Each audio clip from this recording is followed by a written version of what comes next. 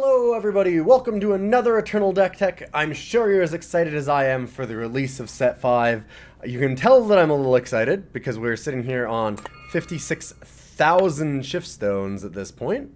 Another 10,000 gold. So I'm ready and waiting to go. But in the meantime, I do still have some cool new decks to show you, including one from a sub. So at the end of every month, I take every deck that subs have submitted to me, and we throw them into a tournament called the Tournament of Power, where we play them in ranked until there's only one left remaining. And this time it was Josh A.'s Yeti Bombs deck.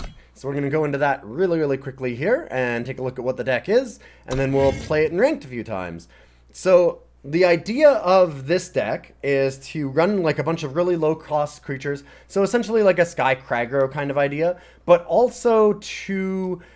it's a little more mid-range than that. It wants to try and add a bunch of firebombs to your opponent's deck and cut them off from sources with things like unexpected results, so being able to stop them from having torches or having harsh rules or hailstorms, so they can't really stop your low-end aggro creatures. And then also to have like some burn spells to finish off the game, Obliterates, Mortar, and torches itself. And then last but not least, honestly my favorite thing about the entire deck is Hunter's Harpoon with Yeti Snowchucker. So if you haven't seen Yeti Snowchucker, there's a reason why it's not typically played. It is a 2/2 reckless creature for 2. Not particularly great. It does, however, have another ability that when it attacks, and it has to attack, then it deals 1 damage to the enemy player.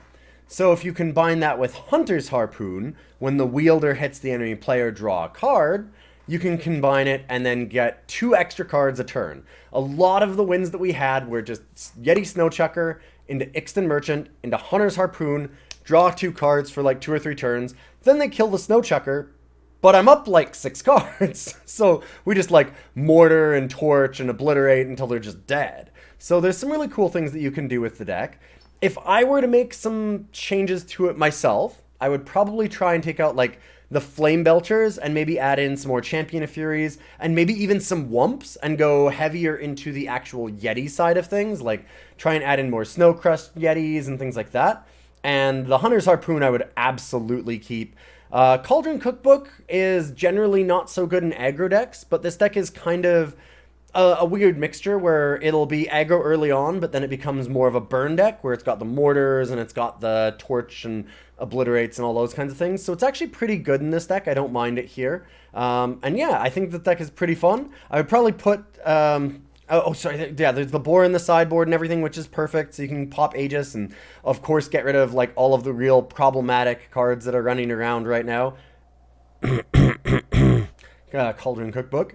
But yeah, so this is a pretty fun little deck, and I hope you enjoyed it as much as I did. Again, big shout out to Josh A.E. who won our last Tournament of Power. And if you want to enter a deck into it, then just join my Patreon or sub to Twitch, and you can go ahead and watch when we do those. We do sub-submission nights all the time, and then at the end of every month, we take all those submissions and jam them against each other. So off we go, we'll do some games.